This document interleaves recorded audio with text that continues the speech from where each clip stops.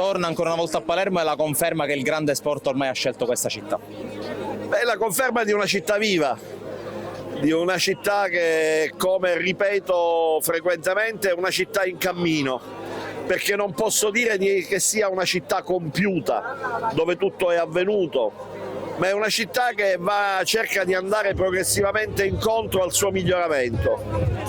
Dobbiamo crederci tutti e dobbiamo lavorare tutti perché questo possa avvenire. È chiaro che molto resta da fare, ma alcuni segnali sono fondamentali, sono importanti. La valorizzazione dello sport e l'incremento dei flussi turistici anche legati allo sport, e Dominate the Water è certamente uno di questi eventi, costituiscono gradini promettenti per salire alla scala della credibilità della città e del suo successo. Ecco perché abbiamo voluto ripetere questa esperienza e vedo con piacere che una così folta e gioiosa partecipazione è il più bel premio non solo per gli organizzatori ma anche per la città che ne ha sostenuto l'organizzazione.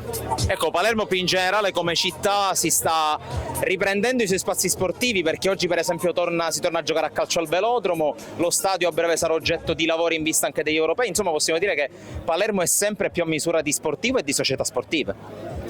Beh, vorrei dire alla faccia dei menagrami e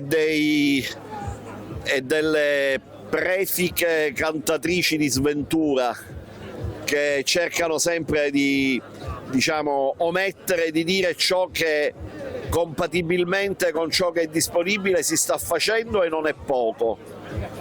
Restituire gli impianti sportivi ai palermitani era un impegno di questa amministrazione e questa amministrazione lo sta mantenendo.